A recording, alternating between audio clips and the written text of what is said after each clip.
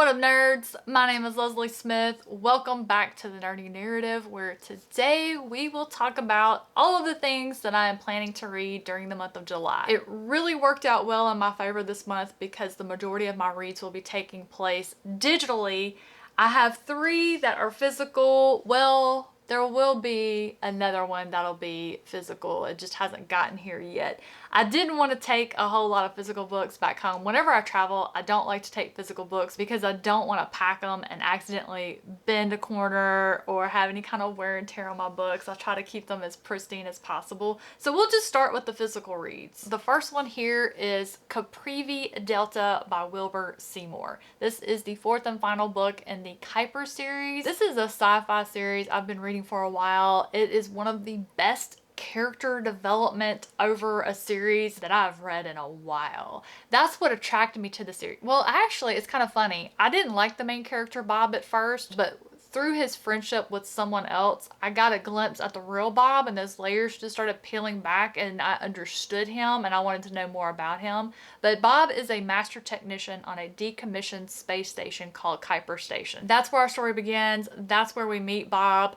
And Bob hacked into the space station's AI and changed it a little bit, named her Candy, and those two were just absolutely to die for. It became one of my favorite friendships in books this year, so I'm excited to see the conclusion of Bob's story in this one. And then for those of you who've been around a while, you know I've been rereading the Dresden Files. In this reread, I've been including all of the short stories and graphic novels in chronological order. So I've read through Deadbeat, and next up is the short story called I Was a Teenage Bigfoot.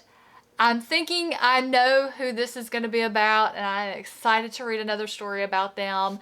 And then that will be followed by the graphic novel Warcry, which I don't have my physical copy of at time of filming, but I'm absolutely going to be securing one of those for my collection. And my last book on my July TBR that I have a physical copy of is book 7 in The Wheel of Time, A Crown of Swords. I've been rereading this series with my friend Kate from the Literary Apothecary, who's been hosting live shows every month, but due to me traveling and then her traveling, live shows have been put on hold for a bit, but we're still going to be reading those books. So if you would like to either start reading the books or see what we say about them, I will link Kate's Discord down below where all of the channels are where we've been talking about the books as we've been reading them. I can't believe we're already on book 7, halfway through the series, and I'm just dying over this cover. They are just the cream of the crop from the 90s fantasy book covers. For my patron pick of the month, I will be reading I got a physical copy of this. I forgot. Ha! Orphan X by Greg Hurwitz. I am so excited to finally start this series.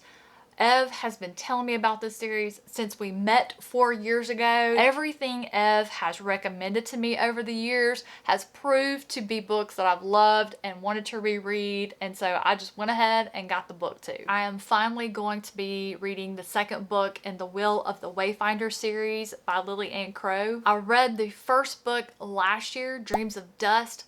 Absolutely loved it. It's one of those that you look at the cover and you go, I want to read that because I want to know who this person is. What are they doing? Why do they have that look on their face? It ended up being a 5-star fantasy read for me. I immediately got the 2nd book, River of Stars, and I am ready to go. I'm so excited to see what's going to happen in this one.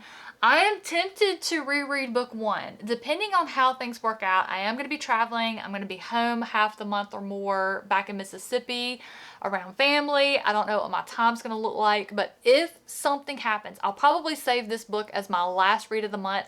And if I have time, I want to reread Dreams of Dust because 1, it was really good, and 2, if there's been time between the 2 books, I really like to reread them so I can just go from one to the other.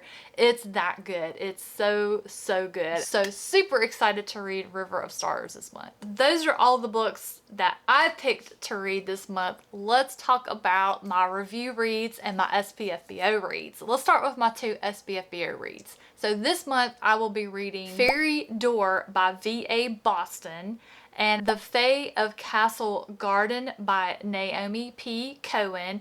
And I do have a video where I go over the book descriptions and talk about my reactions to those. I will have that linked up in the cards for you if you want to check it out. So I'm excited for my next 2 SPO reads. The first 2 that I read last month were both wonderful.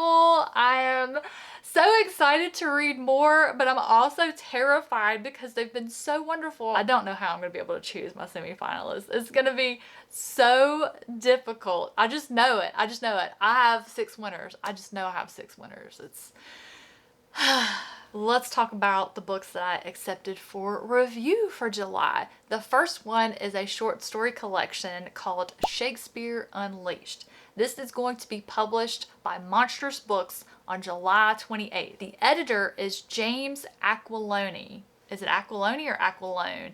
I am unsure of how to pronounce his last name. When I see the way that it's spelled, I just want to pronounce it with that Italian Aquilone. I don't know. I may be pronouncing that wrong. I'm really excited about this collection. 1, because we have some powerhouse authors that have contributed, and 2, because it's going to be interesting to see how these horror authors take the bard that was Shakespeare, take his happily ever afters and twist them and have them end in horror, terror, tears, and tragedy. I am so excited to start reading that one and sharing it with you. Continuing that excitement to my next one, NetGalley approved me for the ARC for Catriona Ward's newest Looking Glass Sound. I requested this one a while back. I believe it publishes in August, so I scheduled it for this month so I could have my review come out in time for you all to decide if this one you want to purchase, do you want to wait and get it from your library or not.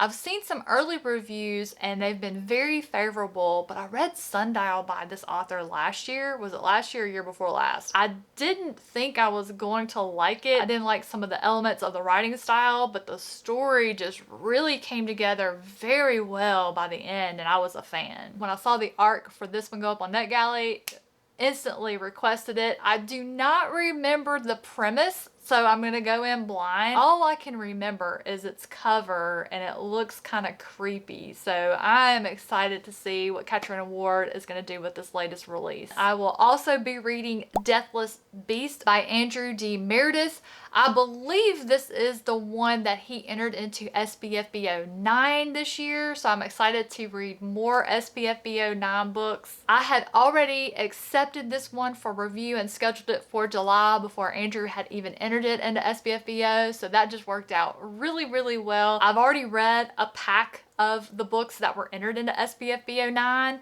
I have my own little pack that I got for being on Team Bookborn. I have a whole other pack that I already had accepted for review from the authors and scheduled. And then I have like 20 more that I want to add to that and read over the next year. So it's going to be an exciting year of SPFBO reads for me. And I'm ready. I'm just ready for all of it. So those are all the books that I picked to read in July. I've got some SPFBO reads. I've got some review reads. I do have one other book that I had put on my schedule. Sometime last year, ML Wong put out a form that you could fill out to read the ARC for one she's working on called Blood Over Bright Haven. She did email me back, which I need to find that email, and I believe I was approved. So if that one comes through, that is definitely going to happen during the month of July as well. I am so excited to read more about ML Wong. Just The Sword of Kaigan was an amazing, emotional, memorable read for me. In fact, I need to get that on my reread schedule. I really wish I could have gotten in on the Kickstarter for that gorgeous edition that is going to be coming out, but unfortunately there was nowhere near enough money left in the book budget after I take care of all the things for the channel to afford that one. So I'm just going to be living vicariously through all of the unboxings from my friends who get a copy. I can't wait to see what that looks like in person. But that's going to wrap it up for all the things that I am planning to read in July. As long as nothing crazy happens while we're back home visiting in Mississippi, like I mentioned, we're going to be gone most of the month back home with family. As long as nothing crazy happens, I should be able to get plenty of time in to read. I'm looking forward to sharing the journey with you and the Friday weekly reading wrap-ups and of course written reviews. What all are you reading for July? What is your top #1 5-star prediction book you're going to be starting July 1st? Let me know in the comments down below. Thank you all so much for watching. Have a great rest of your day, and I'll catch you in the next one.